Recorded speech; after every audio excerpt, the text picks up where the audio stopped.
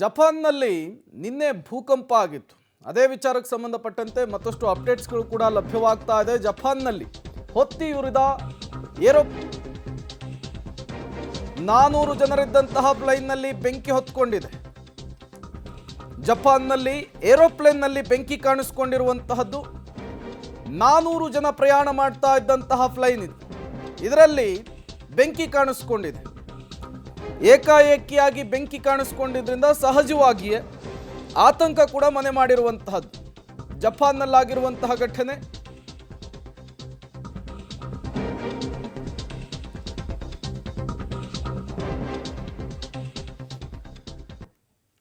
ನೀವು ಕೂಡ ವಿಜುವಲ್ಸ್ ಅನ್ನು ಗಮನಿಸ್ತಾ ಇದ್ದೀರಿ. ಜಪಾನ್ನಲ್ಲಿ ಬೆಂಕಿ ಕಾಣಿಸ್ಕೊಂಡಿದೆ ಏರೋಪ್ಲೇನ್ನಲ್ಲಿ. ಈ ಬಾಂಬ್ ಸ್ಫೋಟವಾದಾಗ ಯಾವ ರೀತಿಯಲ್ಲಿ ಬೆಂಕಿ ಧಗಧಗಿಸುತ್ತೆ ಅಥವಾ ಶಾರ್ಟ್ ಸರ್ಕ್ಯೂಟ್ ಆದಂತಹ ಸಂದರ್ಭದಲ್ಲಿ ಯಾವ ರೀತಿ ಬೆಂಕಿ ಧಗಧಗಿಸುತ್ತೆ, ಆ ರೀತಿ ಫ್ಲೈನಲ್ಲಿ ಕಾಣಿಸ್ಕೊಂಡಿರುವಂತಹದ್ದು ಬೆಂಕಿ.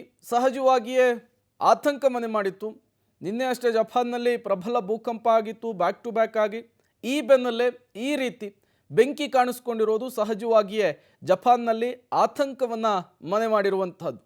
ಇನ್ನೇನು ಫ್ಲೈಟ್ ಹಾರಬೇಕಿತ್ತು, ಆ ಸಂದರ್ಭದಲ್ಲಿ ಈ ಬೆಂಕಿ ಕಾಣಿಸ್ಕೊಂಡಿರುವಂಥದ್ದು. ತಾಂತ್ರಿಕ ದೋಷದಿಂದ ಬೆಂಕಿ ಕಾಣಿಸ್ಕೊಳ್ತಾ ಅಥವಾ ಬೇರೆ ಏನಾದರೂ ಕಾರಣಗಳಿದಾವ ಅನ್ನೋದು ತನಿಖೆಯ ಮೂಲಕ ಗೊತ್ತಾಗಬೇಕಾಗುತ್ತೆ. ಬಟ್ ಇಡೀ ವಿಮಾನಕ್ಕೇನೆ ಬೆಂಕಿ ಹೊತ್ಕೊಂಡಿರೋದನ್ನು ನಾವು ವಿಜುವಲ್ಸ್ನಲ್ಲಿ ಗಮನಿಸ್ತಾ ಇದ್ದೀವಿ. ಏರ್ಪೋರ್ಟ್ನಲ್ಲಿಯೇ ಆಗಿರುವಂತಹ ಘಟನೆ ಇದು. ಈ ವಿಮಾನದಲ್ಲಿಯೇ 400 ಜನ ಪ್ರಯಾಣಿಕರಿದ್ದರು ಅನ್ನುವಂತಹ ಮಾಹಿತಿ ಸಿಗ್ತಾ ಇದೆ.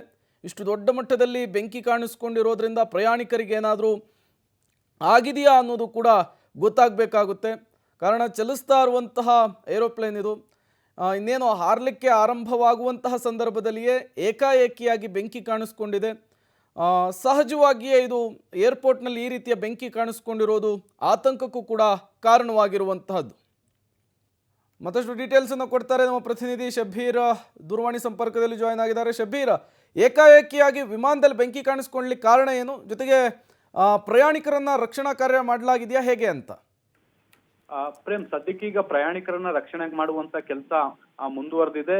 ನಾವು ದೃಶ್ಯಗಳಲ್ಲೂ ಕೂಡ ಗಮನಿಸಬಹುದು ಯಾವ ರೀತಿಯಾಗಿ ವಿಮಾನಕ್ಕೆ ಬೆಂಕಿ ಹತ್ತಿದೆ ಅನ್ನುವಂಥದ್ದನ್ನ. ಟೇಕ್ ಆಫ್ ಆಗುವಂತ ಸಂದರ್ಭದಲ್ಲಿ ಈ ಒಂದು ಬೆಂಕಿ ಅವಘಡ ಆಗಿದೆ ಅನ್ನುವಂತ ಮಾಹಿತಿಗಳು ಕೂಡ ಬರ್ತಾ ಇರುವಂತದ್ದು. ನಿನ್ನೆ ಅಷ್ಟೇ ಜಪಾನ್ನಲ್ಲಿ ಭೂಕಂಪ ಆಗಿ ಇಡೀ ಪರಿಸ್ಥಿತಿ ಅಸ್ತವ್ಯಸ್ತಗೊಂಡಿತ್ತು. ಜನ ಒಂದ್ ರೀತಿ ಆತಂಕದ ಪರಿಸ್ಥಿತಿಯಲ್ಲಿ ಕೂಡ ಬದುಕ್ತಿದ್ದಾರೆ.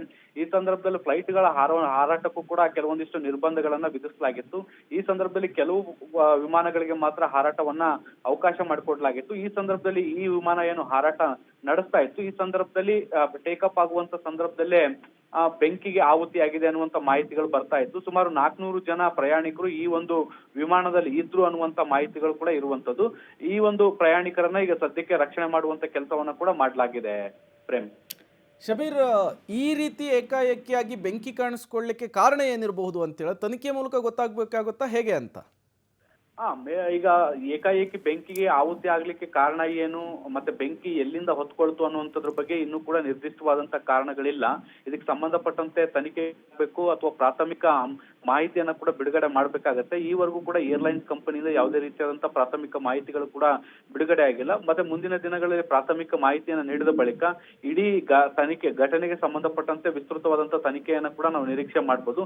ಸದ್ಯಕ್ಕೆ ವಿಮಾನದಲ್ಲಿ ಬೆಂಕಿ ಕಾಣಿಸ್ಕೊಳ್ಳಿಕ್ಕೆ ಕಾರಣ ಏನು ಅನ್ನುವಂಥದ್ದು ನಿರ್ದಿಷ್ಟ ಕಾರಣಗಳು ಗೊತ್ತಾಗಿಲ್ಲ. ಪ್ರೇಮ್, ಶಬೀರ್, ಇಡೀ ವಿಮಾನವೇ ಸಂಪೂರ್ಣವಾಗಿ ಧಗಧಗಿಸಿರುವಂತಹದ್ದು ಬೆಂಕಿಯಿಂದ. ಅಕ್ಕಪಕ್ಕದಲ್ಲಿರುವಂತಹ ಫ್ಲೈಟ್ಗಳಿಗೆ ಏನಾದರೂ ಬೆಂಕಿ ತಗುಲುವಂತಹ ಸಾಧ್ಯತೆ ಇತ್ತಾ? ಆ ವಿಚಾರಕ್ಕೆ ಸಂಬಂಧಪಟ್ಟಂತೆ ಏನಾದರೂ ಮಾಹಿತಿ ಲಭ್ಯ ಆಗಿದೆಯಾ ಹೇಗೆ ಅಂತ ಶಬೀರ್? ಪ್ರೇಮ್, ನೀವು ದೃಶ್ಯಗಳಲ್ಲೂ ಕೂಡ ನೋಡ್ಬೋದು. ವಿಮಾನ ರನ್ವೇಯಲ್ಲಿದ್ದಂತ ಸಂದರ್ಭದಲ್ಲಿ ಅಕ್ಕಪಕ್ಕದಲ್ಲಿ ಯಾವುದೇ ರೀತಿಯಾದಂತಹ ವಿಮಾನಗಳು ಬಹಳಷ್ಟು ವಿರಳವಾಗಿ ಕಂಡು ಬರ್ತವೆ. ರನ್ವೇಯಲ್ಲಿದ್ದಂತ ಕಾರಣದಿಂದಾಗಿ ಬೇರೆ ವಿಮಾನಗಳಿಗೆ ಅಥವಾ ಬೇರೆ ಇತರೆ ಅವಘಡಗಳು ಯಾವ ಕೂಡ ಸದ್ಯಕ್ಕೆ ಸಂಭವಿಸಿಲ್ಲ. ಆದ್ರೆ ಈ ಒಂದು ಫ್ಲೈಟ್ ಏನಿದೆ ಇದಕ್ಕೆ ಏಕಾಏಕಿ ಬೆಂಕಿ ಕಾಣಿಸ್ಕೊಂಡಿದೆ. ಮತ್ತೆ ಆ ಬೆಂಕಿಯ ವೇಗ ಅಷ್ಟೇ ವೇಗವಾಗಿ ಬೇರೆ ಕಡೆಗೂ ಕೂಡ ಹರಡಿರುವಂತ ಹಿನ್ನೆಲೆಯಲ್ಲಿ ಇಡೀ ವಿಮಾನವೇ ಸುಟ್ಟು ಕರಕಲಾಗಿರುವಂತದನ್ನ ಕೂಡ ನೀವು ನೋಡ್ತಾ ಹೋಗ್ಬೋದು.